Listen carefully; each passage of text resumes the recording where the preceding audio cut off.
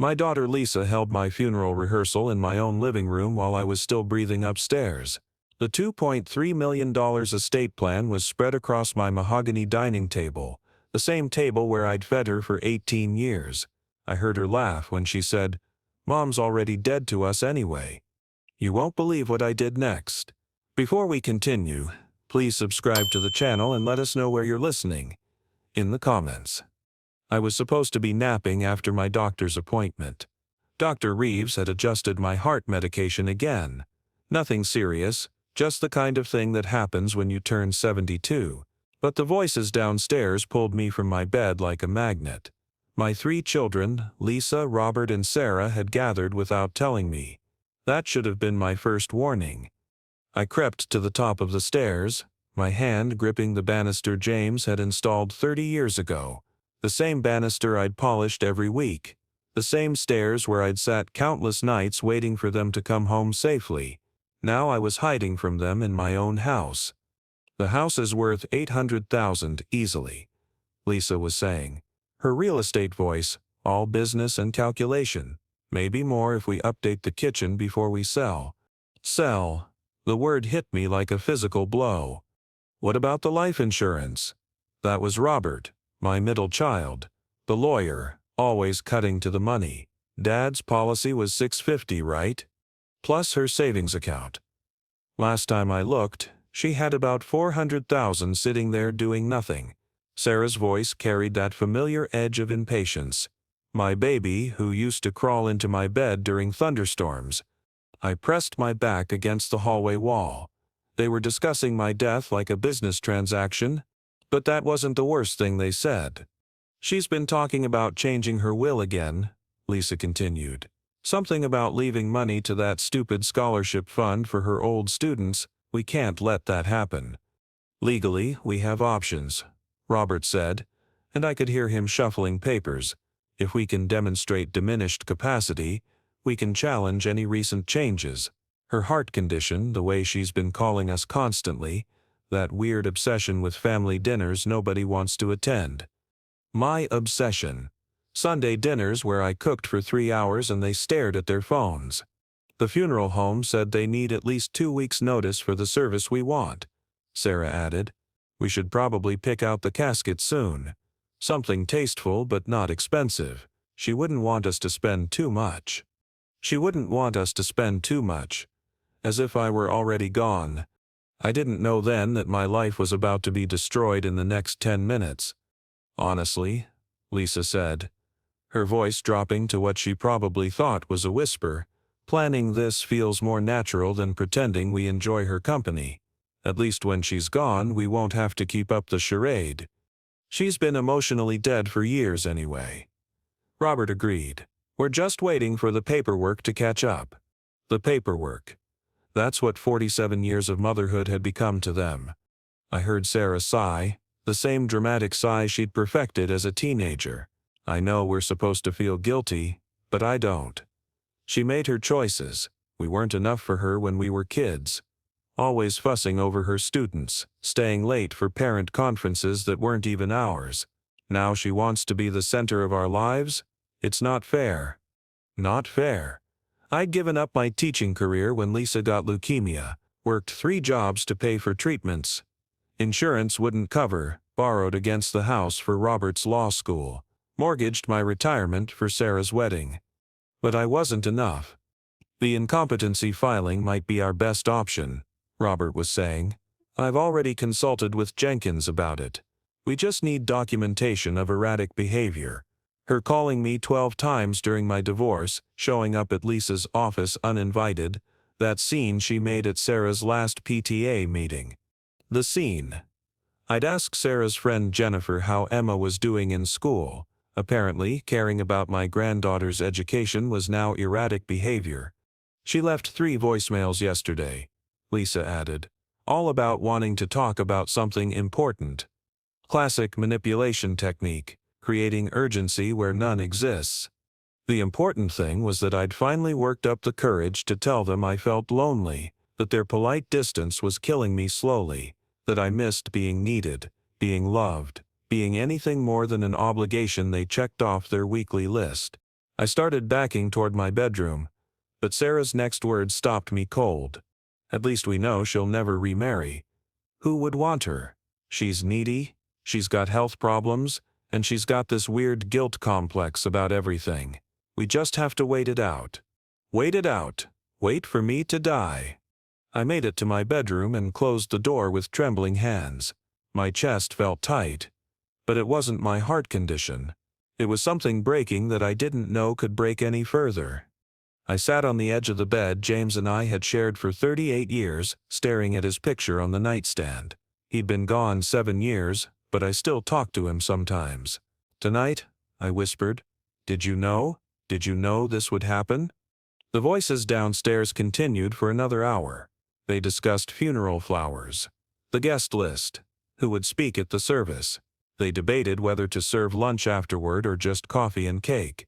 They argued about who would get James's tools, my grandmother's china, the family photos. They planned my entire death, without once mentioning that they'd miss me. When I heard the front door close and their cars pull away, I walked to the window and watched their taillights disappear. 3 sets of red lights fading into the darkness, carrying away the children I'd raised, loved, sacrificed everything for. I stood there until the street went quiet, until the only sound was my own breathing. Then, I remembered something. Something James had told me years ago during one of his cryptic moods. Something about protecting me if the children ever forgot who raised them. But they had no idea about the second will hidden in my late husband's secret safe. I gave up my teaching career at 32 when Lisa needed surgery, spent $180,000 on Robert's law school, and Sarah's wedding cost me $65,000, money I borrowed against the house. Last week, Lisa told her husband I was financially irresponsible and a burden on the family. I couldn't sleep after hearing them plan my funeral, so I made tea and sat at the kitchen table with my memory box.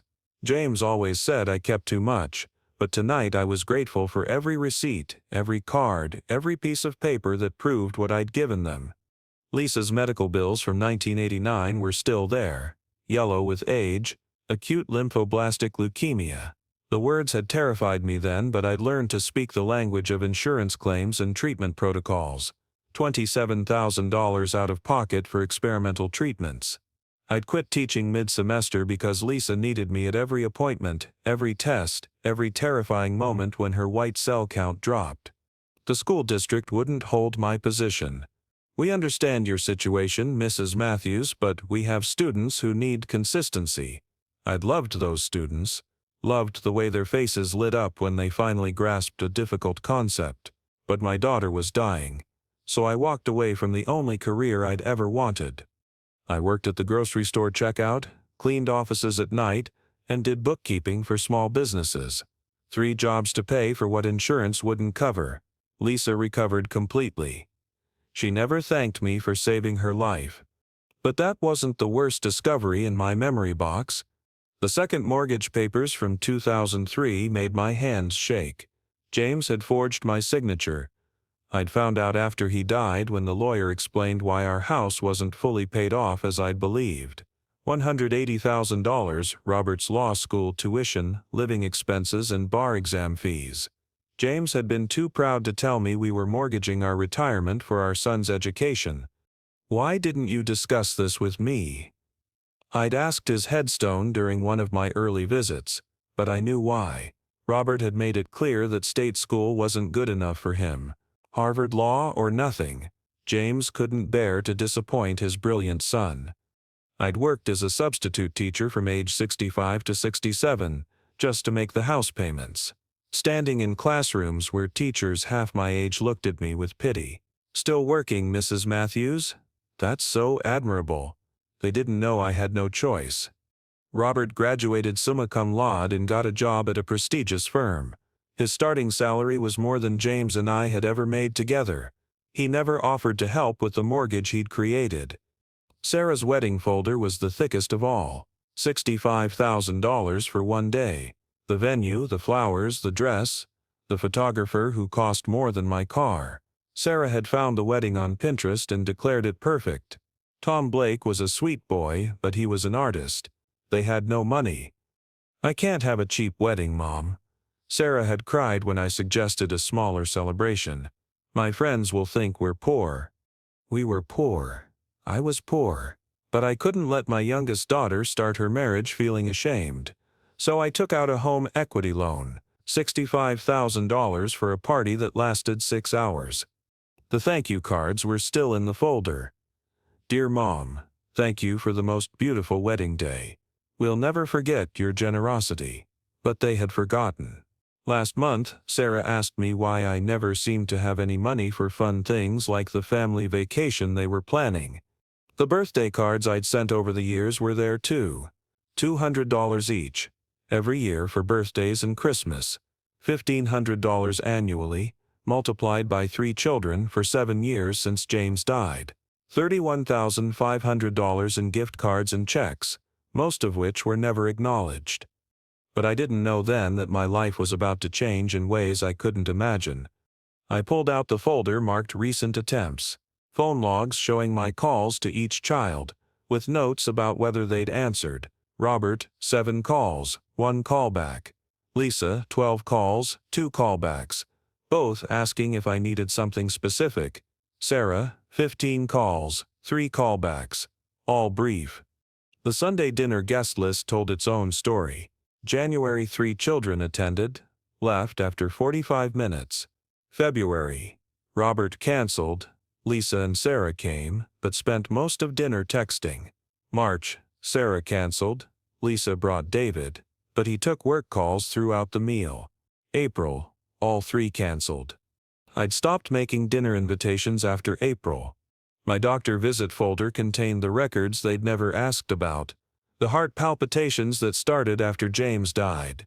The anxiety medication Dr. Reeves prescribed when I told her I felt worthless and forgotten.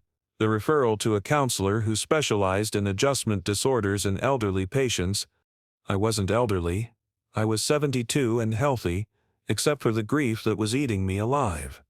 The counselor, Dr. Martinez, had asked pointed questions. Do your children make you feel valued? Do they seek your advice? Do they seem genuinely happy to see you? I'd made excuses for them. They were busy. They had their own lives. They loved me in their own way. Mrs. Matthews, Dr. Martinez had said gently, love isn't something you should have to earn from your own children. I'd stopped seeing her after 6 sessions.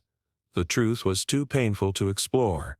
The grandchildren's school photos were arranged chronologically on the table. Tommy, Emma, Jake, Marcus, and little Sophia. 5 beautiful children who barely knew my name. I'd offered to babysit countless times, but their parents always found reasons to decline. Too short notice. They had other arrangements. Last Christmas, I'd given each grandchild a carefully chosen gift based on their interests I'd researched through their parents' rare social media posts. Tommy got an advanced science kit. Emma got art supplies. Jake got a beginner's baseball glove. Marcus got books about history. Sophia got a dollhouse. The thank you texts came from their parents, not them. Tommy says thanks for the science thing. Emma liked the art stuff. None of the children called. None wrote thank you notes. I wondered if they even knew the gifts came from me. But that wasn't the most heartbreaking discovery in my memory box. At the bottom, wrapped in tissue paper, was the Mother's Day card Sarah had made me in 2nd grade. Construction paper and crayon, with a drawing of 2 stick figures holding hands. I love you, Mom. You are the best mom in the world. Love, Sarah, underneath. In her careful 7-year-old handwriting. When I grow up, I want to be just like you. I held that card against my chest and cried for the first time since James's funeral. Not the quiet tears I'd been shedding for months, but deep, wrenching sobs that came from a place I'd kept locked away. That little girl who wanted to be like me had grown into a woman who saw me as a burden. I cried until there were no tears left, until the kitchen window began to lighten with dawn. Then I carefully put everything back in the memory box except for one item. James's final letter to me, written during his last hospitalization. I'd found it in his effects, sealed and marked for Eleanor. Open only if our children break your heart. My hands trembled as I broke the seal I'd left intact for 7 years. What they didn't know was that James had left specific instructions about what to do if our children ever treated me this way. Attorney Margaret Whitman had been James's law school roommate for 3 years, and my friend for 37. When I called her at 6 a.m. the morning after the funeral rehearsal, I had $847 in my checking account and a plan that would change everything. "Eleanor?" Margaret's voice was instantly alert despite the early hour. "What's wrong?" "I need to see you today," I said, surprised by how steady my voice sounded. "It's about James's letter, the one he left me." Silence. Then you opened it. "Last night. I'll be in my office in an hour. Come through the back entrance." I'd known Margaret since she and James studied together at State. She'd been our lawyer for decades, handled our wills, witnessed James's signature on documents I was just now learning existed. She'd also been the friend who held my hand during James's funeral, who checked on me regularly in the months after, who'd grown quiet when I mentioned my children's increasing distance. Margaret's office still smelled like the leather-bound law books that lined every wall. She looked older than her 68 years, her gray hair pulled back in the same severe bun she'd worn since law school, but her eyes were sharp as ever. "Show me the letter," she said without preamble. James's handwriting was shakier than I remembered, the cancer treatments already affecting his motor control when he wrote it. "My dearest Eleanor, if you're reading this, our children have forgotten the woman who sacrificed everything for them. I've watched them grow entitled and cold, and I fear what they'll become after I'm gone. Margaret has instructions. Trust her. Trust yourself. Remember that love shouldn't come with conditions, especially from the people you raised to know better. You deserve dignity, not obligation. You deserve peace, not performance. Use what I've left you to protect yourself from the people who should be protecting you. All my love, James." Margaret read it twice, then looked at me over her reading glasses. "Tell me what happened." I told her about the funeral rehearsal, the cold calculation, the casual cruelty. Margaret's expression didn't change, but her knuckles whitened as she gripped James's letter. "He knew," she said finally. "James saw this coming years ago. After Robert's wedding, when he made that toast about finally being financially independent from the old folks. After Lisa started declining your invitations but accepting your money. After Sarah began treating you like free childcare instead of a grandmother." I remembered those moments differently. I'd made excuses, rationalized their behavior, blamed myself for being too sensitive. But I didn't know then that everything was about to change. "James created 2 wills," Margaret continued, pulling a thick folder from her safe. "The first one, which your children discovered somehow, divides everything equally among them. Standard language, life estate in the house for you, minimal complications." "Somehow?" I asked. Margaret's smile was grim. "Robert has been calling my office for months, asking about probate procedures, estate timelines, asset distribution. He claimed he was helping you plan ahead. I told him attorney-client privilege prevented me from discussing details, but he was persistent. Robert had been planning my death while I was still living. The second will," Margaret continued, "only activates under specific circumstances. If you can provide documented evidence of emotional or financial abuse from your children within 30 days of triggering the provision, everything changes." She opened the folder and spread out the papers. The second will was longer, more detailed, and completely different. My house would be donated to a teacher's retirement fund. My savings would establish a scholarship at the local high school. James's life insurance would go to the children's hospital where Lisa had been treated. My children would receive $1 each. $1? I whispered. The legal minimum to prevent them from claiming they were forgotten, accidentally. James was very specific about that. I stared at the documents, trying to process what this meant. He knew they'd treat me this way. He suspected. James was worried about their sense of entitlement. He mentioned Robert's demands for law school funding, Lisa's condescending comments about your simple lifestyle, Sarah's assumption that you'd always be available to solve her problems. Margaret leaned forward. He was also concerned about the way they talked about money, about inheritance, as if it were owed to them rather than earned through love and respect. The room felt smaller suddenly, the weight of James's foresight pressing down on me. "There's more," Margaret said gently. "James left you a separate account, $125,000 that your children know nothing about. For emergencies," he said, "and independence." $125,000? More money than I'd seen in my checking account since before James died. He set it up through a different bank, different name on the account. Eleanor's Freedom Fund, he called it. Margaret handed me a bank card and paperwork. He said you'd know when you needed it. I thought about my $847, about the bills piling up, about the constant worry that I couldn't afford to live independently much longer. "How do I activate the second will?" I asked. "Document the abuse. Phone recordings, witness statements, evidence of financial manipulation or emotional cruelty. You have 30 days from today to provide proof that your children have violated the basic standards of filial respect and care. 30 days to prove that the people I'd raised had forgotten how to love me." Margaret reached into her desk drawer and pulled out a small device. "Digital recorder, voice activated. 8 hours of memory, completely legal as long as you're part of the conversation being recorded." I took the recorder, surprised by how light it felt. "Eleanor," Margaret said, her voice softer now, "are you sure about this? Once we start down this path, there's no going back. Your children will never forgive you." I thought about Lisa laughing as she planned my funeral, about Robert calculating the value of my grief, about Sarah waiting for me to die so she wouldn't have to pretend to love me anymore. "They already don't forgive me," I said. "They forgive my money, they forgive my usefulness, but they don't forgive me for existing." Margaret nodded slowly. "James said you'd figure it out eventually. He just wanted to make sure you'd have options when you did." I left Margaret's office with the recorder, the bank information, and a strange sense of lightness I hadn't felt in years.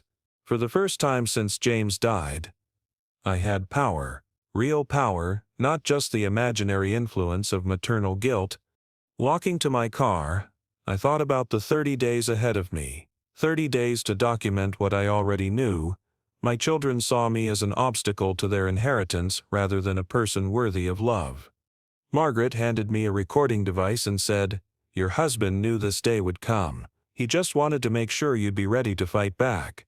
I invited all 3 children for Sunday dinner and told them I wanted to discuss my final wishes. Within 20 minutes they'd revealed their true characters so clearly that even I was shocked by their viciousness. The recording device was hidden in the centerpiece, a fall arrangement of artificial flowers that had sat on my dining room table for 3 years.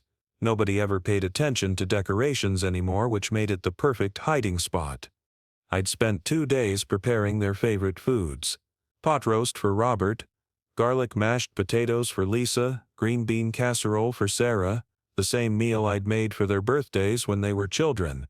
When my cooking still meant something to them, they arrived within minutes of each other, which told me they'd coordinated. Lisa brought a bottle of wine I couldn't pronounce. Robert carried his leather portfolio, the one he took to important meetings. Sarah had that tight smile she wore when she was doing something she didn't want to do. "So," Lisa said, settling into her chair with the air of someone conducting business, "you said you wanted to talk about your final arrangements." I nodded, my hand steady as I served the pot roast. "I've been thinking about my will, about what happens to everything when I'm gone." "That's very responsible of you, Mom," Robert said, and I caught the look he exchanged with his sisters. They thought I was finally being reasonable. "I want to make sure I'm handling things the right way," I continued. "I've been considering leaving some money to my former student scholarship fund." The temperature in the room dropped 10 degrees. "How much money?" Lisa asked, her real estate agent mask slipping slightly. "Maybe 50,000. These kids deserve a chance at college and their families can't afford."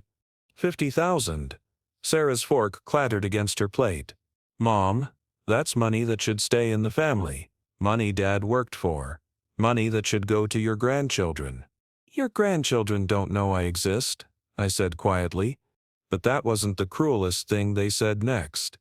"That's not true," Lisa snapped. "You're being dramatic again.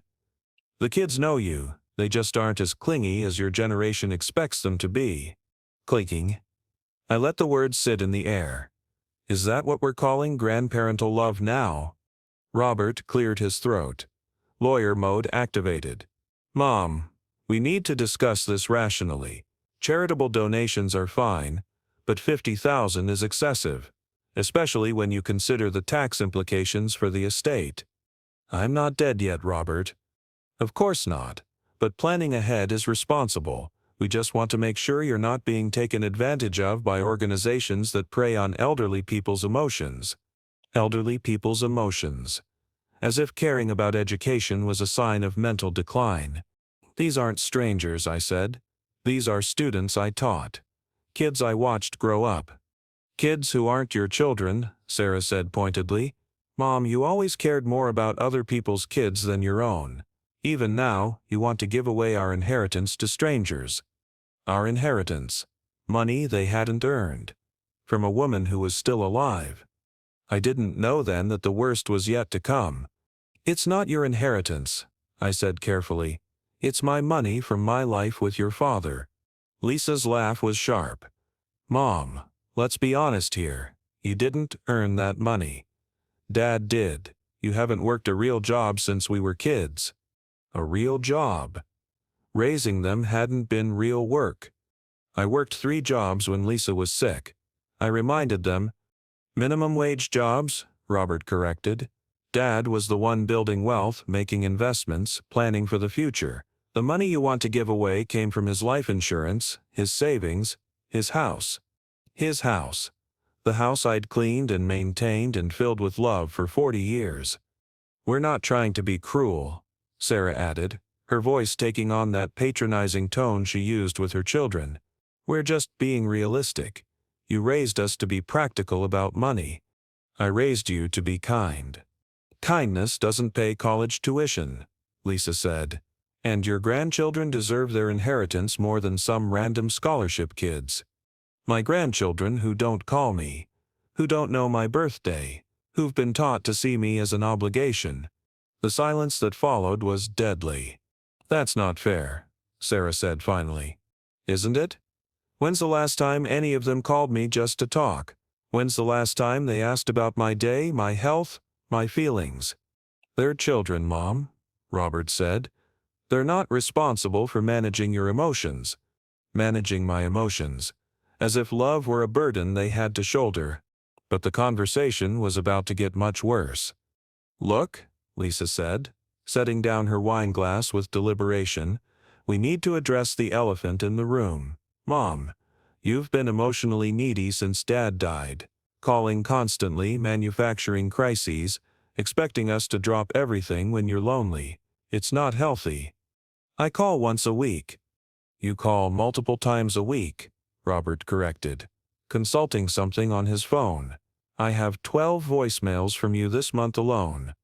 12 voicemails in 30 days. Evidence of how desperately I missed them, and showing up at our workplaces unannounced. Lisa continued, making scenes at family gatherings. Remember Sarah's PTA meeting? I asked about Emma's grades. You cornered Jennifer Morrison for 20 minutes about Emma's reading level, then started crying when she said Emma was doing fine. It was embarrassing. Embarrassing. My concern for my granddaughter was embarrassing to them. We've been trying to be patient, Sarah said. But Mom, you need to accept that your parenting days are over. We don't need you trying to guilt trip us into visiting more or acting like we're still children who need your approval. I don't want your approval, I said. I want your love. We do love you, Robert said impatiently, but love doesn't mean we have to center our lives around your emotional needs. We have our own families, our own responsibilities. I am your family. You're part of our family, Lisa corrected. You're not the center of it. The recorder was still running, capturing every word of my systematic destruction. We've been managing our expectations about your emotional neediness for years, Robert continued. It's time you managed yours about our obligation to pretend we enjoy spending time together. Pretend. They'd been pretending to love me. Sarah leaned forward. her voice taking on that fake gentle tone she used when she was about to say something particularly cruel. "Mom, I need you to hear this. I love you, but I don't like spending time with you. There's a difference. You make everything about yourself. Every conversation becomes about how sad you are, how lonely you feel, how much you miss Dad. It's exhausting." "I'm grieving," I whispered. "You've been grieving for 7 years," Lisa said. "At some point it becomes self-indulgence." Self-indulgence. My grief was self-indulgence. "Honestly," Sarah continued, "planning your funeral felt more natural than planning this dinner. At least when you're gone, we won't have to pretend anymore." The words hit me like physical blows. Planning my funeral felt more natural than sharing a meal with me.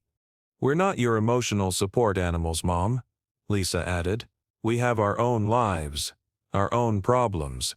We can't constantly reassure you that you matter." "Your generation expects too much from family relationships," Robert said, his lawyer voice in full effect. "It's not healthy to depend on your children for emotional fulfillment. You should be seeking professional help, not using us as therapists." Professional help. As if loving my children was a mental illness. I sat there listening to them dissect my emotional needs like pathologists examining a diseased organ. Everything I'd interpreted as love, my calls, my visits, my desire to be included, they saw as manipulation and burden. "The scholarship fund idea is just another example," Lisa said, warming to her theme. "You want to give away our money to people who will thank you, who will make you feel important. It's emotional manipulation, even if you don't realize it." Our money. My grief was self-indulgence, but my assets were theirs. "We've talked about this," Sarah said, glancing at her siblings. "We think you should consider counseling. Maybe some antidepressants. Dr. Reeves could recommend someone who specializes in elderly depression." Elderly depression. I wasn't depressed because I was old. I was heartbroken because my children had stopped loving me. The dinner continued for another hour, each course accompanied by more evidence of their complete lack of regard for me as a person. They discussed my living arrangements as if I weren't there, debated my mental capacity like I was already incompetent, and planned my future without consulting me about my preferences. When they finally left, kissing my cheek with the same mechanical affection they'd show a distant relative, I sat alone at the table surrounded by dirty dishes and the echoes of their cruelty. I had everything I needed on that recording, but I wasn't finished gathering evidence. When I asked my grandson Tommy what his favorite memory of Grandma was, he stared at me for 10 seconds and said, "Are you the lady who gives money?" My granddaughter Emma, 8 years old, asked if I was the sad lady Mom talks about. I spent the next week arranging individual time with each of my 5 grandchildren. Lisa initially resisted when I asked to take Tommy to the Science Museum, but $50 for spending money changed her mind quickly. Sarah was more suspicious about my request to babysit Emma and Jake, but she needed a sitter for her doctor's appointment, and I was free. The recorder went with me everywhere. Tommy was my first revelation. At 10 years old he was serious and observant, with Lisa's sharp intelligence and David's analytical mind. We walked through the planetarium and I tried to reconnect with the grandson I barely knew. "Do you like science?" I asked, watching him study a display about black holes. "Yeah, Dad says I'm good at math like him." Tommy glanced at me sideways. "Mom says you used to be a teacher." "I was. For 12 years before your mom got sick. She wasn't sick when I knew her." "Before you were born, sweetheart?" "When she was a little girl." Tommy nodded, processing this information. "Mom says you quit your job to take care of her." "I did." That was dumb. The word hit me like a slap. "Why do you think that was dumb?" "Because teachers are important. Mom says you gave up being important to do mom stuff instead." Mom stuff. Lisa had taught him that motherhood was less valuable than career. But I didn't know then how much worse it would get. "Do you remember much about me?" I asked as we moved to the next exhibit. Tommy shrugged. "You call a lot. Mom gets annoyed when you call during dinner or when we're watching movies. She says you don't think about other people's schedules." other people's schedules. I'd been trying to call when I thought they'd be home, when we could actually talk. Do you like it when I call? Another shrug. I guess. You always ask about school and stuff. Mom says it's not my job to make grown-ups happy, so I don't have to pretend to be excited about talking to you if I'm not. Not my job to make grown-ups happy. Lisa had taught her son that loving his grandmother was work he didn't have to do. What about when I visit? Do you like that? You always look sad, Tommy said with brutal honesty, and you ask too many questions. Mom says you're lonely because Grandpa died, but that's not my fault. Not his fault. No, it wasn't. But it was becoming clear that my grandchildren had been systematically taught to see my love as an imposition. Emma and Jake were next. Sarah dropped them off for 3 hours while she went to her appointment, reminding them to be good for Grandma in that tone parents use when they're leaving children with someone they don't entirely trust. Emma, 8 years old, was a miniature version of Sarah. Blonde hair, serious eyes, and an unsettling maturity. Jake, 6, was all energy and curiosity, bouncing from activity to activity in my living room. Grandma, Emma said after I'd given them snacks, why do you have so many pictures of us? I looked around my living room, seeing it through her eyes. School photos, birthday pictures, candid shots I'd taken during rare visits. My walls were covered with images of grandchildren who barely knew me. Because I love you, I said simply. Mom says you keep too many pictures. She says it's weird to have pictures of people who don't visit you very much. Weird. Sarah thought my love for my grandchildren was weird. Do you visit me very much? I asked. Emma considered this seriously. No. Mom says you live too far away.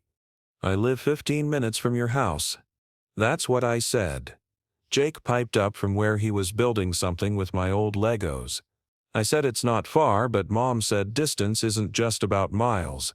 Distance isn't just about miles. Sarah was teaching her children that emotional distance was my fault. Emma, I said carefully. What does your mom say about me when I'm not here?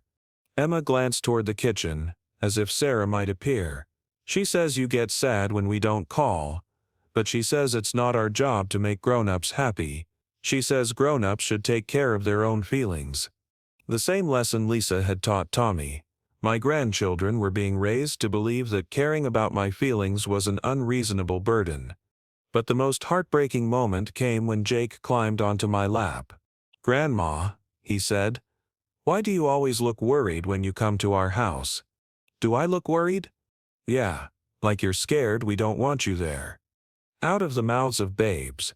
Jake, at 6 years old, had identified exactly what I felt during every family visit. Do you want me there? I asked. Jake thought about this with the seriousness only children can bring to important questions. I think so. But Mom says, you make everything about yourself, so we have to be careful not to encourage you. Not to encourage me. My grandson had been taught not to encourage his grandmother's love. Marcus was the most devastating visit of all. Robert's 12-year-old son was spending the weekend at his father's apartment, a sterile place that still felt temporary 3 years after the divorce. Robert had reluctantly agreed to let me take Marcus to lunch, probably because it meant 2 hours of free childcare. Marcus was quiet, introspective, with Robert's sharp features and his mother's cautious nature. We sat in a family restaurant making stilted conversation while I tried to bridge the gap that had grown between us. How's school? I asked. Fine. Marcus picked at his burger without enthusiasm. Any favorite subjects? History, I guess. Like your dad, he always loved reading about the past. Marcus looked up at me with something that might have been pity. Grandma, you don't have to do this. Do what? Pretend like we have a relationship. Dad says you call too much because you're lonely, but it makes him feel guilty. He says it's not fair to put that on people. Not fair. Robert had taught his son that my love was unfair pressure. I don't want to make anyone feel guilty, I said. I just want to know my grandson. But why? Marcus's question was genuinely curious. I mean, we don't really know each other. You weren't around much when I was little, and now you want to suddenly be close. Dad says it's because you're getting old and scared. getting old and scared. Robert had explained away my love as fear of death. "What do you remember about me when you were little?" I asked. Marcus shrugged. "Not much. You came to some birthdays, you always brought presents, but Mom, my mom, not Dad's girlfriend, she said you were trying to buy our love. Trying to buy their love, with gifts chosen carefully, thoughtfully, lovingly. Do you think that's what I was doing? I don't know. Maybe. Dad says your generation doesn't understand boundaries. He says you think being family means people have to spend time with you even if they don't want to. Boundaries. Robert had taught his son that love was a violation of boundaries. The lunch continued in painful fits and starts. Marcus answered my questions politely, but without warmth, offering no questions of his own, showing no curiosity about my life. When I mentioned that I'd been a teacher, he said, "Dad told me," he said, "that's why you ask so many questions. You can't stop being a teacher. Can't stop being a teacher." As if caring about his education was a character flaw. As I drove Marcus back to Robert's apartment, he said something that nearly made me pull over. "Grandma, Dad says when you die we'll get money for college. Is that true?" When you die. My 12-year-old grandson was already thinking about my death in financial terms. "Would that make you happy?" I asked, my voice barely steady. "I guess. College is expensive. Dad says you and Grandpa saved money for us, but he wishes you'd give it to us now instead of waiting." Instead of waiting for me to die. The final visit was with 5-year-old Sophia, Lisa's youngest. She was still young enough to be genuinely glad to see me, climbing onto my lap and chattering about kindergarten, her friends, her pet hamster. But even Sophia had absorbed the family narrative. "Mommy says you're sad a lot," she told me, her small hand patting my cheek. "She says it's because you miss Grandpa." I do miss him. Mommy says when people are sad for too long it makes other people tired. Makes other people tired. Even 5-year-old Sophia had been taught that my grief was exhausting. "Do I make you tired?" I asked. Sophia considered this with the devastating honesty of small children. "Sometimes, when you cry." "When do I cry?" "When we have to leave. Mommy says you cry because you want us to stay longer, but we have our own lives." Our own lives. My 5-year-old granddaughter had learned that she had her own life separate from mine. As I tucked the recordings away that night, I realized what my children had done. They hadn't just rejected me, they'd systematically programmed their children to reject me too. Every conversation, every explanation, every casual comment had been designed to teach my grandchildren that their grandmother's love was burden, obligation, and emotional manipulation. They'd stolen not just my present but my future. These children would grow up seeing me as the sad old lady who called too much, wanted too much, loved too much. But the cruelest revelation came when I asked about their inheritance expectations, and all 5 children already knew exactly what they'd receive when I died. James' secret account contained $125,000 and a note that said, "For Eleanor's independence and dignity, use it to protect yourself if our children forget who raised them." I spent $8,000 of it hiring private investigator Carol Jensen to document everything. Carol Jensen's office was in a converted house downtown, the kind of place that looked like an insurance agency or accounting firm. Nothing flashy, nothing that would attract attention. Perfect for the kind of work she did. "I specialize in elder abuse cases," Carol explained when I called her. "Financial, emotional, physical. Most people don't realize that adult children can be abusers too." She was in her 50s, a former police detective with gray-streaked hair and eyes that missed nothing. Her handshake was firm, her voice direct. "Tell me what's happening," she said, gesturing to the chair across from her desk. I played her selected portions of my recordings. Carol listened without expression, taking notes in a small leather notebook. When the recordings ended, she looked up at me with something that might have been anger. "How long has this been going on?" 7 years. Since my husband died. "And it's escalated recently?" "They held a funeral rehearsal in my living room. They're planning to have me declared incompetent." Carol nodded grimly. "We need to move fast. What exactly do you want me to document? Everything. I need evidence that what they're doing is abuse, not just normal family dysfunction. Mrs. Matthews, what I heard on those recordings isn't normal family anything. That's systematic psychological abuse with financial motivations. Carol leaned forward. But courts need more than recordings. They need patterns, documentation, witnesses. I hired her for 30 days of investigation. $8,000 seemed like a fortune, but James's secret account made it possible. For the first time in 7 years, I had resources my children didn't know about. Carol's first discovery came within 48 hours. Your daughter, Lisa, has been conducting a campaign. Carol reported, her voice tight with controlled anger. She's been telling your neighbors, your friends, people at your church that you're becoming difficult and paranoid. She's laying groundwork for an incompetency claim. I thought about the strange looks I'd been getting at the grocery store, the way conversations stopped when I approached. My friends had been pulling away, and I'd assumed it was normal aging awkwardness. What exactly is she saying? Carol consulted her notes. That you've been calling her multiple times a day, which your phone records prove is false. That you've been showing up at her workplace making scenes, also false according to security footage I reviewed. That you've been making inappropriate financial decisions and forgetting important conversations. Inappropriate financial decisions, like wanting to donate to charity instead of enriching my ungrateful children. But Carol's investigation revealed worse things. Your son Robert has been using the medical power of attorney you granted him during your heart procedure. He's accessed your medical records without permission, contacted your doctors for updates on your mental state, and consulted with 3 different attorneys about accelerating probate proceedings. Is that legal? Technically, yes, while the power of attorney was active, but ethically questionable, especially since your medical emergency was minor and resolved quickly. Robert had been preparing for my death while I was still in the recovery room. He's also been monitoring your banking activity, Carol added. Your bank manager, Patricia Lopez, confirmed that Robert has called multiple times asking about your account balances, spending patterns, and recent transactions. She assumed he was helping you manage your finances. I manage my own finances. I know. Your records show you're completely competent with money. But Robert has been building a narrative that you're declining mentally and financially irresponsible. The systematic nature of their manipulation was breathtaking. While I'd been grieving and trying to maintain relationships, they'd been documenting evidence of my supposed incompetence. Carol's surveillance of Sarah revealed different tactics.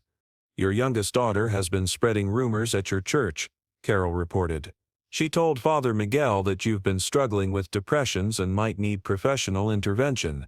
She suggested that your desire to volunteer at the food bank was actually a sign of declining judgment.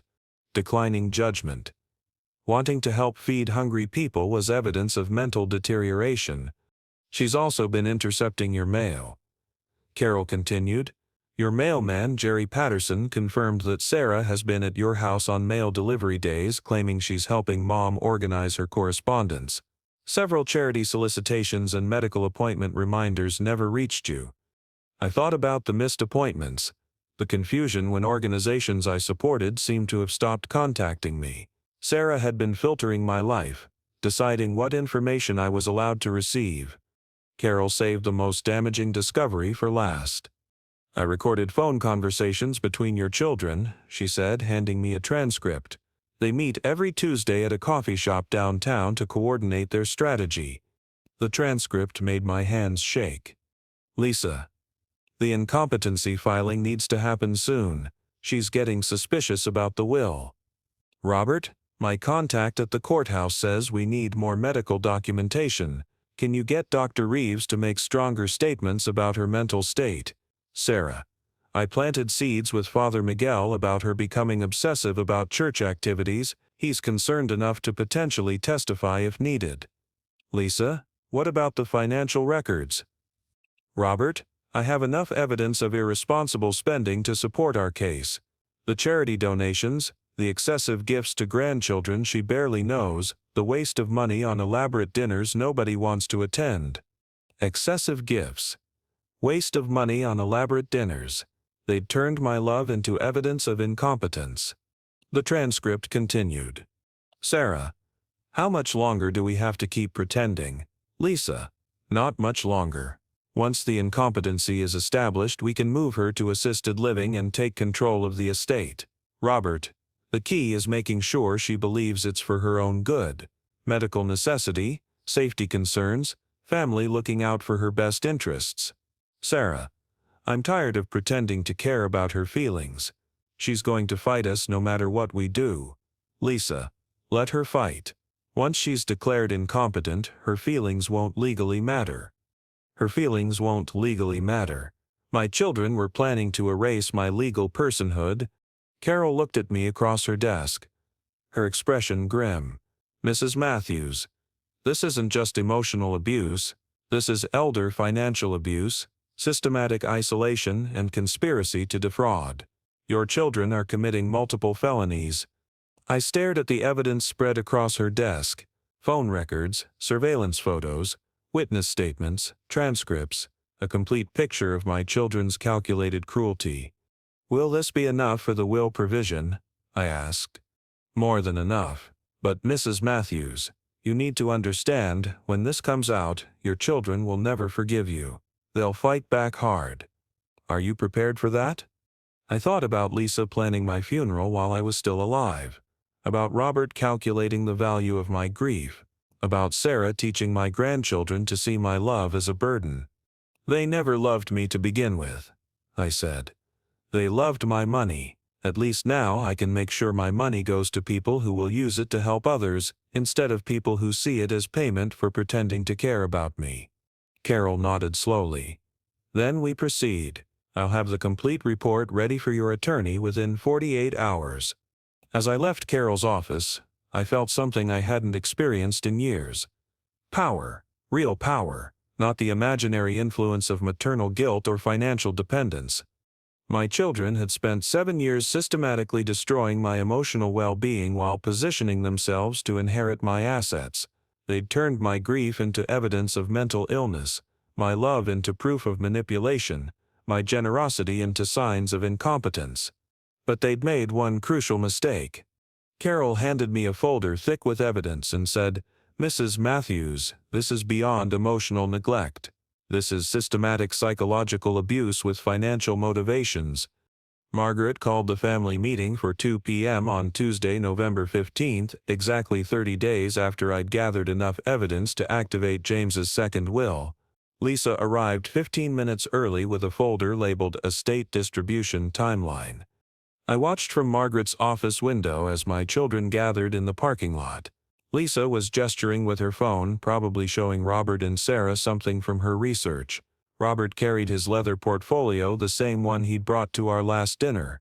Sarah looked nervous, fidgeting with her purse strap. They thought they were here to finalize their inheritance. "Are you ready for this?"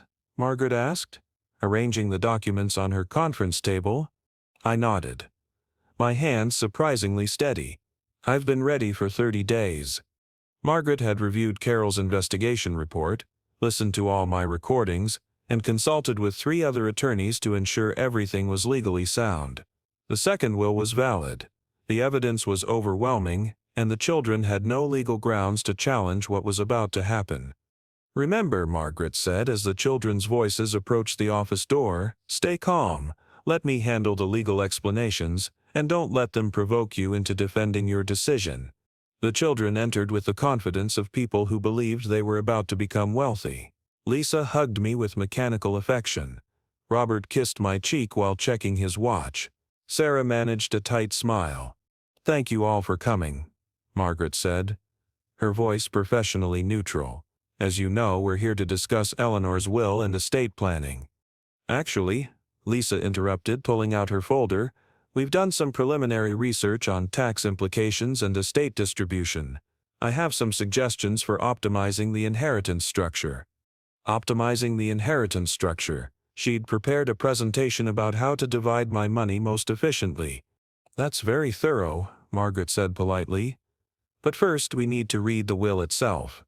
The children settled into their chairs with anticipation. Sarah whispered something to Lisa about vacation plans. Robert was already calculating something on his phone. Margaret opened the first document. This is Eleanor's will, originally drafted 15 years ago and updated 7 years ago after James's death. She read the familiar language about assets, distributions, and bequests. The house divided equally among the 3 children, with me retaining life estate. The savings account split 3 ways. James's life insurance distributed evenly. Standard, predictable, exactly what they expected. The children exchanged satisfied glances. Lisa actually smiled at me. The first genuine expression of warmth I'd seen from her in months. "So the total estate value is approximately $2.3 million?" Robert asked, his lawyer brain calculating tax implications. "That's correct for the assets listed in this will," Margaret confirmed. But I didn't know then that the next 10 minutes would change everything forever. "However," Margaret continued, her voice taking on a different tone, "there exists a second, more recent will that supersedes this document based on specific conditions that have now been met." The room went dead silent. "I'm sorry. What?" Lisa's voice was sharp. "A second will?" Margaret reached for another set of documents. "Your father, James Matthews, created a contingency will that would only activate if Eleanor could provide documented evidence of emotional or financial abuse from her children within 30 days of triggering the provision." Robert's face had gone pale. "That's not possible. I've reviewed all of Dad's legal documents." "Not all of them," Margaret said calmly. James was concerned about his children's growing sense of entitlement and wanted to protect Eleanor's dignity in case his fears proved justified. Sarah was staring at me with dawning horror. "Mom, what did you do?" "I documented everything," I said quietly. "Every conversation, every cruel comment, every plan you made while you thought I couldn't hear." Margaret activated a small recording device. "Eleanor has provided extensive evidence of systematic emotional abuse, financial manipulation, and conspiracy to defraud. The court will find this evidence compelling." She played selected portions of their conversations. Their voices filled the room. Cold, calculating, dismissive. Lisa planning my funeral. Robert calling me emotionally dead. Sarah saying she'd rather plan my death than share a meal with me. Lisa stood up so fast her chair fell over. "You recorded us? That's psychotic behavior." "It's legal behavior," Margaret corrected. Eleanor was part of every conversation recorded. She had every right to document evidence of abuse. Robert's lawyer training kicked in. "I'll challenge this will on grounds of mental incompetence and undue influence. This is clearly the result of outside manipulation." "From whom?" Margaret asked mildly. "Eleanor initiated this process. Eleanor gathered the evidence. Eleanor made the decision to activate the contingency provision your father created specifically to protect her from children who might forget their basic obligations." Sarah was crying now, but they weren't tears of remorse. They were tears of rage and financial loss. "What does the second will say?" she demanded. Margaret consulted the document. "Lisa Matthews Chen receives $1. Robert Matthews receives $1. Sarah Matthews Blake receives $1. The remainder of the estate is distributed as follows." She read the list slowly, deliberately. $800,000 to the scholarship fund for my former students. $600,000 to the children's hospital where Lisa had been treated. $500,000 to a teacher's retirement assistance program. $300,000 to the parish food bank.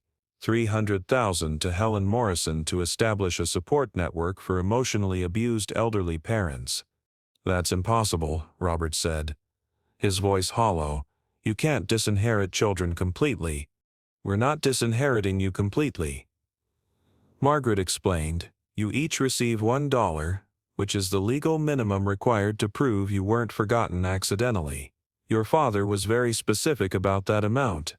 Lisa was reading over Margaret's shoulder, her face growing redder with each line. "This can't be legal. She's not mentally competent to make these decisions. We have evidence." "What evidence?" Margaret asked. "Dr. Reeves has provided a written statement confirming Eleanor's complete mental competence. Dr. Foster has done the same. Eleanor has been managing her own finances, making her own medical decisions, and living independently without assistance. She's been acting erratically, Sarah insisted, calling constantly, showing up places uninvited, obsessing over family relationships. You mean she's been trying to maintain contact with her children and grandchildren? Margaret's voice carried an edge now. She's been attempting to continue relationships that you've been systematically undermining. Robert tried a different approach. The charitable distributions are excessive. No reasonable person would give away over $2 million to strangers while leaving their own children with nothing. Strangers? I spoke for the first time since the reading began. These are students I taught, patients at the hospital where your sister was saved, elderly people who need support because their own children have abandoned them. They're not strangers. They're people who will use this money to help others, instead of treating it as payment for pretending to love someone. We do love you, Sarah screamed. You're destroying our children's futures over hurt feelings. Your children don't know my name, I said calmly. Your children have been taught to see my love as a burden. You've spent 7 years programming them to reject their grandmother so you could inherit my money without the inconvenience of actually caring about me. Margaret played another recording. This one from Carol's surveillance. Lisa's voice. Once she's declared incompetent, her feelings won't legally matter. The room fell silent again. The second will stands, Margaret announced. All documentation has been filed with the court. The provision has been legally activated. Unless you can provide evidence of mental incompetence, undue influence, or procedural irregularities, the estate will be distributed according to James's contingency instructions. Robert stood up. His face flushed with anger and embarrassment. We'll fight this. We'll challenge every aspect of this will. We'll prove she's not competent to make these decisions. You're welcome to try, Margaret said. But you should know that challenging this will mean the court will examine all the evidence Eleanor has gathered. Your phone conversations, your systematic campaign to isolate her, your financial manipulation, your conspiracy to have her declared incompetent. All of it becomes part of public record. The children looked at each other, finally understanding the trap they'd walked into. Mom, Lisa said, her voice breaking, you're choosing strangers over your own family, over your grandchildren's futures. How could you do this to us? I'm not doing this to you, I said. I'm protecting myself from you. There's a difference. Sarah tried one last manipulation. What about the grandchildren? They don't deserve to suffer because you're angry at us. The grandchildren you've taught to see me as an obligation? The ones who know exactly what they'll inherit when I die but don't know my birthday? Those grandchildren will be fine. They have parents who can support them the same way I supported you, through love and sacrifice, not inherited wealth. Robert gathered his papers with shaking hands. This isn't over. We'll see you in court. Yes, I said quietly. You will. As they filed out of Margaret's office, I felt something I hadn't experienced in 7 years, complete peace with my choices. Lisa stood up so fast, her chair fell over. This can't be legal, she screamed. But Margaret's smile told me everything I needed to know. Robert spent $47,000 trying to challenge the will in court. On the witness stand, he had to explain to Judge Patricia Morrison why he'd called his mother emotionally manipulative and financially irresponsible while living in a house she'd mortgaged to fund his education. The will contest began 3 weeks after the reading. Robert, desperate to salvage his inheritance and his reputation, hired David Kim, a high-profile estate attorney who specialized in challenging unreasonable charitable bequests. The local newspaper picked up the story. Local woman leaves fortune to charity, disinherits children. I became infamous overnight. The woman who chose strangers over family. Margaret warned me that the court proceedings would be brutal. They're going to paint you as mentally unstable, emotionally manipulative, and vindictive. They'll argue that no reasonable mother would disinherit her children unless she was either incompetent or unduly influenced. Let them try, I said. Judge Patricia Morrison was 58 years old, a family court veteran with 3 adult children of her own. She'd seen enough estate disputes to recognize the difference between genuine concern and financial greed. The children's case fell apart from the opening statements. David Kim, Robert's attorney, tried to portray me as a lonely widow whose judgment had been compromised by grief and isolation. My client's mother has been struggling with depression and anxiety since her husband's death 7 years ago. In her emotional distress, she's misinterpreted normal family boundaries as rejection and has made irrational decisions to punish her children for having independent lives. Margaret's response was surgical. Your Honor, the evidence will show that Eleanor Matthews is a competent, rational woman who documented systematic emotional and financial abuse by adult children who viewed her as an ATM rather than a person worthy of basic respect. Robert testified first. My successful, articulate son took the witness stand and immediately began digging his own grave. My mother has been increasingly needy since my father's death, he said, his lawyer voice confident. She calls multiple times per week, shows up at our workplaces unannounced, and expects us to center our lives around her emotional needs. How many times per week did she call you? Margaret asked during cross-examination. Sometimes daily. According to phone records, your mother called you 12 times in the month of October. That's an average of once every 2.5 days. Is that excessive for a mother wanting to speak with her son? Robert's composure began to crack. The frequency isn't the issue, it's the emotional manipulation. She uses guilt to make us feel obligated to spend time with her. You mean she expresses that she misses you and would like to see you more often? Yes, but in a manipulative way. Margaret played a recording of one of our phone conversations. My voice, asking if Robert would like to come to dinner Sunday. His voice, making excuses. My voice, saying I understood but missed spending time with him. His voice, sighing with irritation. Where is the manipulation in that exchange? Margaret asked. Robert couldn't answer. But the most damaging moment came when Margaret asked about his use of power of attorney. You accessed your mother's medical records without her knowledge, consulted with attorneys about probate procedures while she was still healthy, and reviewed her banking activity without permission. Can you explain why these actions were necessary if your mother was competent to manage her own affairs? I was trying to help her plan for the future. By researching how to expedite probate proceedings, I wanted to be prepared for when the time came. The time when your mother died? Yes. And you felt this preparation was necessary because Robert's answer destroyed any sympathy the court might have had for him. Because she was making financially irresponsible decisions. The charitable donations, the excessive spending on family gifts, the waste of money on elaborate meals nobody wanted to attend. Waste of money on elaborate meals. You considered your mother's attempts to bring the family together for dinner a waste of money.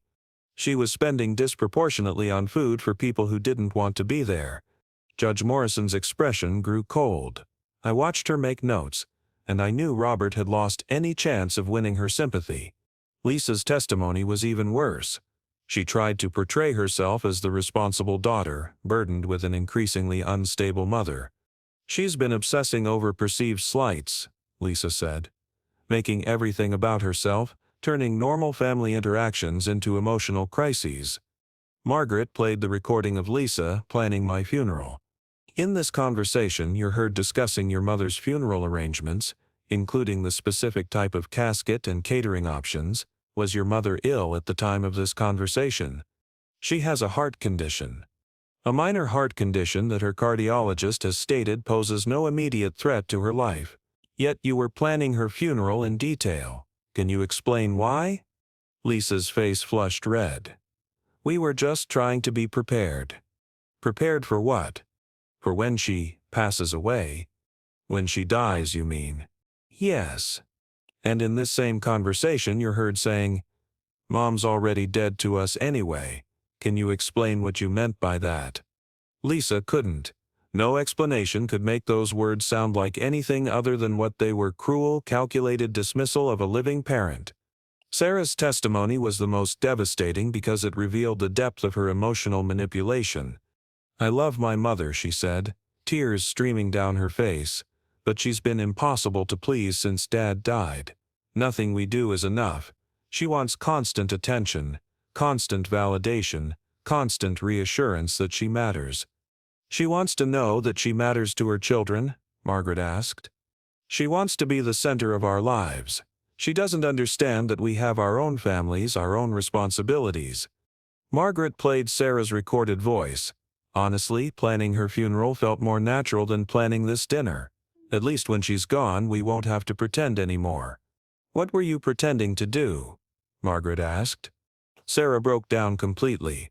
We were pretending to enjoy spending time with her. We were pretending that we looked forward to family gatherings. We were pretending that we wanted her involved in our lives. You were pretending to love your mother? We do love her, but we don't like her very much. The courtroom was silent, except for Sarah's sobbing. Judge Morrison's ruling was swift and comprehensive.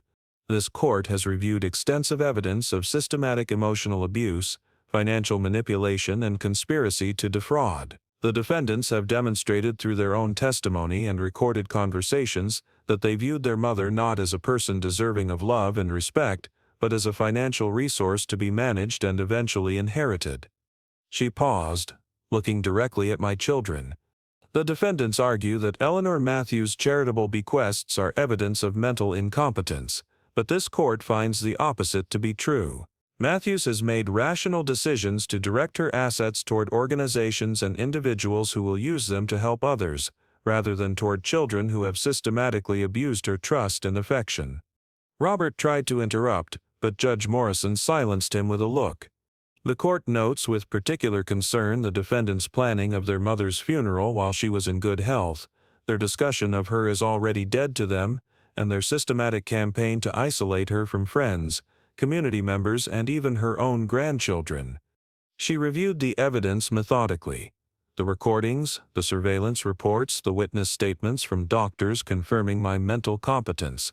The second will is valid, legally executed, and represents the rational decision of a competent adult to protect herself from children who forgot that inheritance is a privilege, not a right. The will stood. Every charitable bequest, every dollar directed away from my ungrateful children, every decision to choose dignity over family obligation. But the judge wasn't finished. She had something to say about emotional elder abuse that left the entire courtroom silent. This court sees too many cases where elderly parents are treated as ATMs by adult children who mistake obligation for love.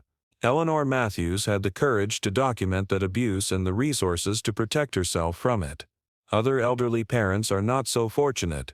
This case should serve as a warning that emotional elder abuse has consequences both legal and moral. As we left the courthouse, Margaret linked her arm through mine. "How do you feel?" she asked. I thought about it as we walked to the car, past reporters who wanted quotes about the vindictive mother who chose charity over family. "Free," I said finally. "For the first time in 7 years I feel completely free." But the judge wasn't finished. She had something to say about emotional elder abuse that left the entire courtroom silent. 6 months after the will reading, none of my children had called, but my mailbox was full of thank you letters from scholarship recipients, hospital patients, and elderly parents who'd heard my story and found their own courage. The house felt different now, quieter but not lonely. I'd removed most of the family photos from the walls, replacing them with pictures from my teaching years, thank you cards from scholarship recipients, and artwork from the children at the hospital. Helen Morrison visited every Tuesday now. With the $300,000 from James's will, she'd been able to quit her part-time job and focus on what she called chosen family building. She was helping other elderly parents who'd been emotionally abandoned by their children. "You started something," she told me over coffee one Tuesday morning. "I've gotten 47 calls from parents who heard about your case. They all say the same thing. I thought it was just me. It wasn't just me. Emotional elder abuse was an epidemic, hidden behind closed doors and family loyalty myths." The scholarship fund had awarded money to 23 students so far. Each recipient sent me a handwritten thank you note, not because they were required to, but because they wanted to. These young people understood something my own children had forgotten. Gratitude is a choice, not an obligation. Marcus Williams was my favorite correspondent. A 17-year-old from my old high school struggling to pay for community college while working 2 jobs to help support his younger siblings. His letter made me cry.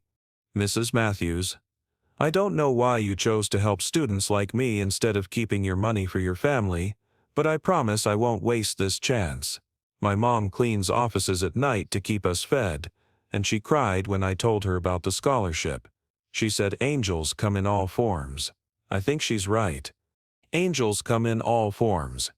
Marcus's mother understood something about gratitude that my children never learned. But I didn't know then that my greatest test was still coming. The Children's Hospital had named a wing in James's honor. The Matthews Family Education Center provided tutoring and emotional support for children with serious illnesses and their families. I volunteered there twice a week, helping kids keep up with schoolwork during treatment. These children, facing genuine life-threatening conditions, showed more grace and appreciation than my healthy adult children ever had. 8-year-old Emma Rodriguez, battling the same leukemia Lisa had survived, thanked me every week for helping her with math homework. My mom says, "You used to be a teacher," Emma said one Tuesday afternoon. "Did you like it?" "I loved it." "Why did you stop?" "My daughter got sick like you. I wanted to take care of her." Emma nodded seriously. "That's what moms do." "Did she get better?" "Yes, she did." "Did she thank you?" The question caught me off guard. This child, facing her own battle with cancer, wondered if my recovered daughter had thanked me for saving her life. "She did. When she was little," I said carefully. "Good. My mom says when people help you get better, you should always remember to say thank you. Always remember to say thank you." Lisa had forgotten. The Teachers' Retirement Assistance Program was helping educators who'd worked their entire careers but hadn't saved enough for dignity in old age. Margaret connected me with the program coordinators, and I attended monthly meetings where we discussed individual cases. Dorothy Chen, 74, had taught for 38 years but had to choose between medication and food because her pension wasn't enough. The program was now covering her prescriptions. William Foster, 81, had been a beloved principal for 25 years, but was facing eviction from his apartment. The program helped him secure affordable senior housing. These people had dedicated their lives to educating other people's children. They deserved better than poverty in their final years. "Why, teachers?" Helen asked me during one of our Tuesday visits. "Because we understand what it means to love children who aren't ours," I said. "We understand sacrifice without expectation of return. We understand that sometimes the greatest reward is knowing you made a difference, even if the people you helped never thank you for it." Helen nodded. She'd been a teacher too before marriage and children changed her path. The parish food bank was thriving with their bequest. Father Miguel had expanded the program to serve 200 families per week. I volunteered there on Thursdays, helping sort donations and pack boxes for distribution. "Mrs. Matthews," Father Miguel said one Thursday afternoon, "I owe you an apology." "For what?" "Your daughter Sarah came to me months ago, suggesting you were becoming unstable and needed intervention. I'm ashamed to say I half believed her concerns. I thought about Sarah's systematic campaign to isolate me, her careful placement of seeds of doubt about my mental state. She was protecting her inheritance," I said simply. "She was protecting her greed." Father Miguel corrected. "What you've done with your resources, this is what Christian charity looks like. Helping others, instead of enriching yourself." The food bank families didn't know my story, didn't know about the will contest or my ungrateful children. They just knew that someone had made it possible for them to feed their families with dignity. Maria Santos stopped me one Thursday as I was leaving. "Senora Matthews," she said, her English careful and precise, "my children ask me to thank you because of the food bank. They have good meals. They can focus on school instead of worry about hunger." Her children thanked me through their mother. Children I'd never met, whose names I didn't know, whose futures had been touched by my decision to choose charity over family obligation. The support network for emotionally abused elderly parents was Helen's project, but I helped when I could. We met monthly in the church basement. a group of 10 to 15 people who'd been discarded by their adult children. The hardest part, said Arthur Williams, 79, is that everyone assumes it's your fault. People can't believe that children would treat their parents cruelly without provocation. Arthur's son had stolen $60,000 from his account, then accused Arthur of becoming paranoid when he discovered the theft. They expect us to be grateful for any contact at all, added Beverly Chen, 67. My daughter visits once a month, spends the entire time on her phone, and expects me to be thankful for her presence. These people understood what I'd experienced. The gaslighting, the manipulation, the systematic erosion of self-worth disguised as normal family dynamics. But they also understood what I'd discovered: freedom. I don't miss the anxiety, Beverly said during one meeting. I don't miss wondering if this phone call will be the one where she finally shows some genuine interest in my life. I don't miss making excuses for them, Arthur added, explaining to friends why my son never visits, pretending it's because he's busy rather than because he doesn't care. I don't miss performing gratitude for scraps of attention, I said, acting grateful when they'd show up for dinner and spend the entire time making it clear they'd rather be anywhere else. The support group had become its own chosen family. People who understood that blood relation doesn't guarantee love, respect, or basic human decency. My health had improved dramatically. Dr. Reeves was amazed by the change in my blood pressure, my sleep patterns, my overall stress levels. Whatever you're doing, she said during my 6-month checkup, keep doing it. You seem like a different person. I was a different person. I was someone who no longer spent every day trying to earn love from people who'd already decided I wasn't worth loving. The house phone rarely rang now, but when it did, it was usually good news. Scholarship recipients with updates about their studies, hospital staff with information about volunteer opportunities, Helen with plans for our next adventure. I'd learned to appreciate the silence. For 7 years I'd dreaded the quiet, because it meant my children weren't calling. Now I treasured it because it meant I wasn't waiting for calls that would disappoint me. My evenings were spent reading thank you letters, organizing volunteer schedules, and planning ways to help other people who'd been forgotten by their families. I went to bed each night knowing that my day had mattered, that my presence in the world was making a positive difference. I woke up each morning without the crushing weight of emotional obligation to people who'd never appreciate my efforts. For the first time since James died, I was living for myself instead of performing for an audience that didn't want to watch the show. But then, on Christmas Eve, there was a knock at my door that I never expected. Sarah stood on my doorstep Christmas Eve, holding 6-year-old Jake's hand, tears streaming down her face. "Mom," she whispered, "I need to tell you something I should have said months ago, but I knew it wasn't about forgiveness. It was about desperation." I hadn't expected any of them to contact me again. 6 months of silence had convinced me that the court case had severed our relationship permanently. But here was my youngest daughter, the one who'd said planning my funeral felt more natural than having dinner with me, standing in the snow with her son. Jake looked uncomfortable, shifting from foot to foot in his winter coat. He glanced up at me with uncertain recognition, as if trying to remember where he'd seen me before. "Can we come in?" Sarah asked. "It's cold, and Jake wants to talk to his grandmother." The manipulation was immediate and obvious. Jake hadn't asked to see me. Sarah was using him as emotional leverage. I stepped aside and let them enter. Jake headed straight for the Christmas tree I'd decorated for myself, drawn by the lights and presents I'd wrapped for the children at the hospital. "Are those for us?" Jake asked, his child's voice cutting through the tension. "They're for children at the hospital," I said gently. "Kids who are sick and spending Christmas away from home." Jake nodded solemnly, accepting this information without complaint. Sarah, however, looked stricken. "You bought Christmas presents for strangers but not for your own grandchildren." "I bought Christmas presents for children who will appreciate them," I corrected. "Children whose parents haven't taught them that their grandmother's gifts are obligations rather than expressions of love." Sarah's face crumpled. The tears were real, but I'd learned to distinguish between remorse and desperation. "Mom, I'm sorry. We're all sorry. We made mistakes, said things we didn't mean. let money get in the way of family relationships.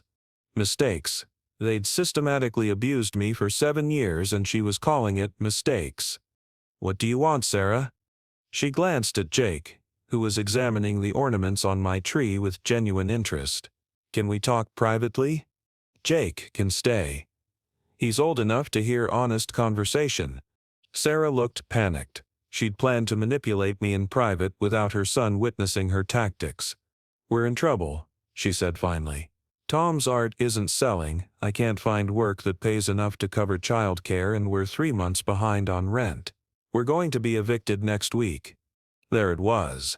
Not apology, not remorse, not recognition of the pain they'd caused. Crisis. I'm sorry to hear that, I said, and I meant it. I didn't want my grandchildren to be homeless, even if their parents had treated me terribly. We need help. Just temporary help. Until we can get back on our feet. Alone, maybe. Or, Sarah, stop. She stopped, hope flickering in her eyes. You don't want forgiveness. You want money. That's not true. I want to fix our relationship. I want Jake and Emma to know their grandmother. I looked at Jake, who was listening with the serious expression children wear when adults are discussing important things. Jake, I said, do you know why you're here today? He looked at his mother, then back at me. Mommy said you might help us not move away. Did Mommy tell you to be extra nice to Grandma? Jake hesitated, caught between honesty and loyalty. She said I should tell you I missed you. Do you miss me? Another hesitation. I don't really know you. The truth, spoken without malice by a 6-year-old who didn't understand the adult games being played around him. Sarah, I said, this is exactly what destroyed our relationship. You're using your children as emotional weapons, teaching them to perform affection for financial gain. That's not what I'm doing. Isn't it? You brought Jake here on Christmas Eve, coached him to say he missed me, and now you're asking for money to solve problems you should handle yourself.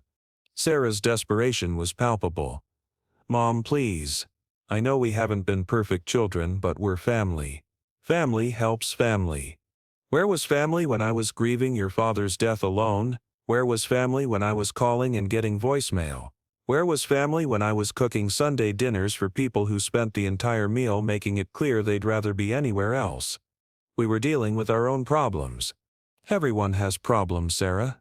The difference is that some people face them with dignity, and some people use them as excuses to treat other people badly.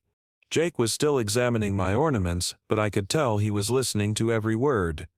Your children don't know me because you've systematically erased me from their lives while maintaining me as a financial resource. You've taught them that grandmothers are people you tolerate in exchange for money. That's not true. I went to my desk and pulled out the recordings from our last family dinner. Would you like me to play Jake the conversation where you said planning my funeral felt more natural than spending time with me? Sarah went pale. You wouldn't. I wouldn't want to hurt him. But you need to understand that there are consequences for the way you've treated me. Consequences that extend beyond losing your inheritance. I knelt down so I was at Jake's eye level. Jake, your mom and I need to have a grown-up conversation. Would you like to look at some books in the living room? He nodded and wandered away, leaving Sarah and me alone in the kitchen. I know we made mistakes, Sarah said, her voice barely above a whisper. But don't punish the children for our failures. I'm not punishing anyone. I'm protecting myself from people who've forgotten how to love without conditions. We do love you. You love my money. You love my usefulness. You love the idea of an inheritance that will solve your financial problems, but you don't love me. Sarah was crying now, but they were tears of frustration rather than remorse. What do you want from us? What would it take for you to help your own family? I want nothing from you, I said. That's what you don't understand. I don't want performative visits or manipulative phone calls or grandchildren coached to show affection. I want dignity. I want peace. I want to spend my remaining years with people who value me as a person rather than a financial resource. So you'll let your grandchildren become homeless to prove a point? I'll help your children through community resources and assistance programs. I'll make sure they have what they need. But I won't give you money to mismanage while teaching them that grandmothers exist to solve their parents' problems. I pulled out my phone and showed Sarah the contact information for 3 social service organizations that helped families facing eviction. These people can help you apply for emergency rental assistance, find affordable housing, connect with job training programs. They'll help you build sustainable solutions instead of temporary fixes. Sarah stared at the information with obvious disappointment. You'd rather help strangers than your own daughter? I'd rather help my daughter learn to help herself than enable her to continue making poor decisions while expecting other people to solve the consequences. Jake wandered back into the kitchen, carrying one of my old photo albums. Grandma, is this you when you were a teacher? The album was open to pictures from my classroom, decades-old photos of me with students who'd long since graduated and started their own families. Yes, sweetheart. You look happy. I did look happy, surrounded by children who appreciated learning, who thanked me for helping them understand difficult concepts, who remembered my birthday and sent me cards years after graduation. I was happy, I said. Why don't you teach anymore? I glanced at Sarah, whose face had gone red with embarrassment. I stopped teaching to take care of your mommy when she was sick, I explained. Oh, Jake processed this information seriously. Did she get better? Yes, she did. Good. When people help you, you should say thank you. Out of the mouths of babes. This 6-year-old understood something about gratitude that his mother had forgotten. Sarah gathered Jake's coat with shaking hands. We should go. Sarah, I said as she headed toward the door, I don't hate you. I don't hate any of my children.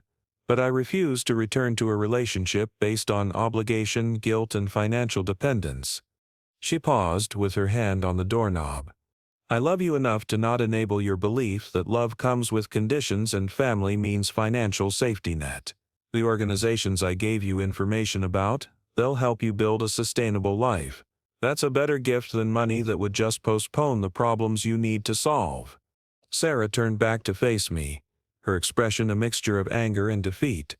Those scholarship kids don't love you like we do. No, I said quietly. They don't. They respect me. It's better. Jake hugged my legs briefly before Sarah pulled him toward the car. As I watched them drive away, I felt something I hadn't experienced in 40 years, complete peace with my choices. My house was quiet again, but it wasn't empty. It was full of dignity, self-respect, and the knowledge that my remaining years would be spent with people who chose to be in my life, rather than people who felt obligated to perform affection for financial gain. I returned to wrapping presents for the children at the hospital, children who would appreciate gifts from someone who cared about their well-being without expecting anything in return. As Sarah's car disappeared down the street, I felt something I hadn't experienced in 40 years. Epilogue. The woman who chose herself. 2 years later, I celebrated my 74th birthday surrounded by 12 people who chose to be there. Not because they had to, but because they wanted to. Not one of them was related to me by blood. And that felt perfect. Helen Morrison had organized the party in the Matthews Family Education Center at the Children's Hospital. The irony wasn't lost on me. Celebrating my birthday in a wing funded by money my children had expected to inherit, surrounded by people whose lives had been touched by my decision to choose dignity over family obligation. Marcus Williams, now in his 2nd year of college, had driven 3 hours to attend. His grades were excellent, his gratitude unchanged, his mother's lesson about angels in all forms clearly learned. He brought me a card he'd made himself, with a photo of him at his college graduation ceremony. I know it's 2 years away, he said, but I wanted you to see what your scholarship is making possible. Dr. Patricia Reeves was there, marveling at my transformation from the anxious, heartbroken woman she'd treated for stress-related heart palpitations to the calm, purposeful person I'd become. You're a medical miracle, she told me over cake. Your blood pressure is perfect, your stress indicators are all normal, and you seem 20 years younger than when I first started treating you. Dignity is good medicine, I replied. Father Miguel had brought photos from the expanded food bank program. 250 families now received weekly assistance funded by James's bequest and sustained by a community that had learned the value of caring for neighbors. "The Santos family asked me to give you this," he said, handing me a hand-drawn card from Maria's children. "They're all on honor roll now. Good nutrition helps children focus on learning." Children I'd never met, whose names I barely knew, had sent me a birthday card because someone had told them that a lady's kindness had made their education possible. Carol Jensen, the private investigator, had become an unexpected friend. Her work on my case had led to 3 other successful elder abuse documentations, including one that had resulted in criminal charges against adult children who'd been stealing from their 80-year-old father. "You started something," Carol told me. "Other elderly parents saw your courage and found their own voices." My courage. I'd never thought of it that way, but maybe she was right. Maybe refusing to accept abuse was a form of courage. The scholarship recipients had created a small foundation that sent me monthly updates about their academic progress. 23 students now, with more applications coming in each semester. Young people who understood that education was a privilege, not an entitlement. Emma Rodriguez, the 8-year-old leukemia patient I'd tutored, was now in remission and excelling in 4th grade. Her mother had brought her to the party. "Mrs. Matthews helped me with math when I was too sick to go to school," Emma told the other guests. "She came to the hospital every week, even when I was grumpy from the medicine." Even when I was grumpy. This child appreciated consistency and kindness even during her most difficult moments. The Teachers' Retirement Assistance Program had expanded to serve 43 educators, providing dignity to people who'd spent their careers nurturing other people's children. Dorothy Chen, the teacher who'd faced choosing between medication and food, now volunteered at the local library, sharing her love of reading with a new generation. "Your gift didn't just help me survive," Dorothy said. "It helped me remember that my life's work mattered." Her life's work mattered. Something my own children had never understood about mine. The support group for emotionally abused elderly parents had grown to over 50 members across 3 counties. Helen ran the meetings now, using her bequest to provide resources and legal referrals for parents trapped in toxic relationships with adult children. "We're seeing patterns," Helen told me during the party.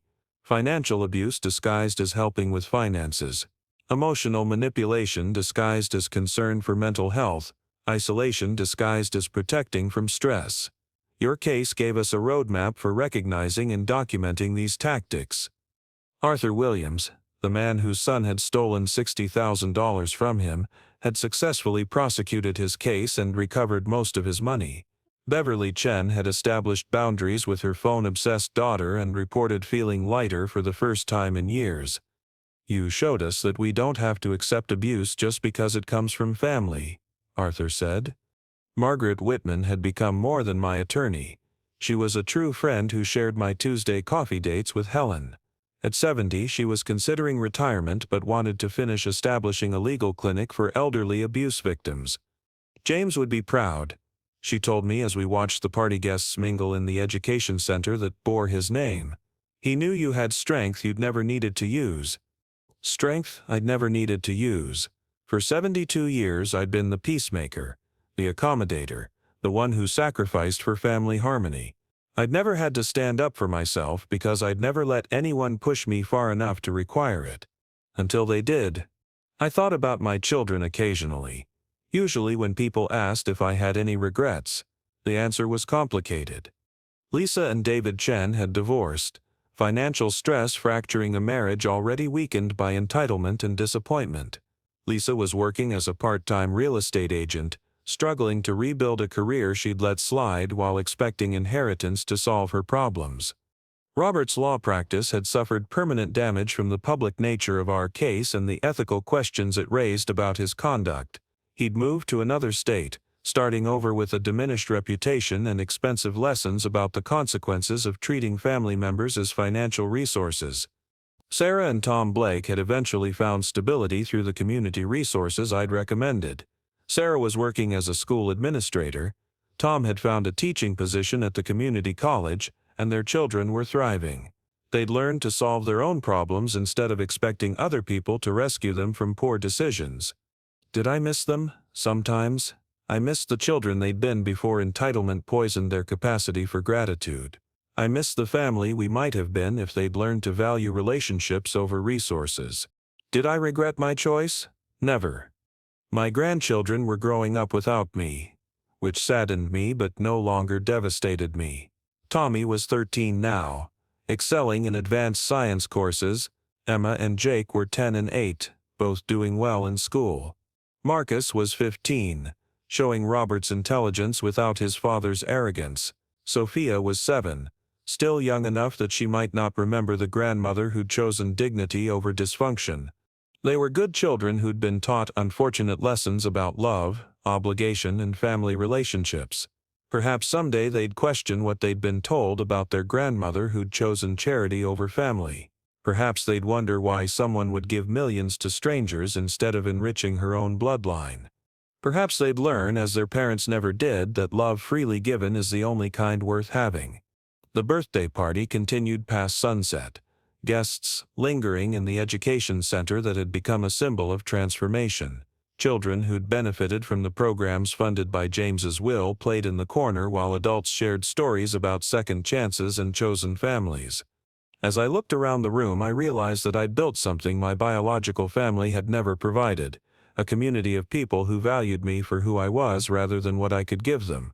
I hadn't destroyed my family, I'd revealed what it really was. And in doing so, I'd saved myself. The scholarship fund would continue long after I was gone, helping students whose gratitude wasn't performance. The hospital programs would serve children whose families understood the difference between love and entitlement. The teacher's assistance program would provide dignity to educators who'd spent their lives nurturing other people's children. The support network for abused elderly parents would help people find their voices and their strength, showing them that blood relation doesn't require accepting emotional cruelty. Most importantly, I'd learned that family is what you build, not what you're born into. That love requires respect, gratitude requires appreciation, and dignity requires the courage to walk away from people who treat your affection as obligation. At 74, I was finally living for myself, instead of performing for an audience that had never wanted to see the show. I was, at last, completely free. If you liked this story, please like this video. Subscribe to the channel and share your impressions of this story in the comments. To listen to the next story, click on the box on the left. .nts. To listen to the next story, click on the box on the left.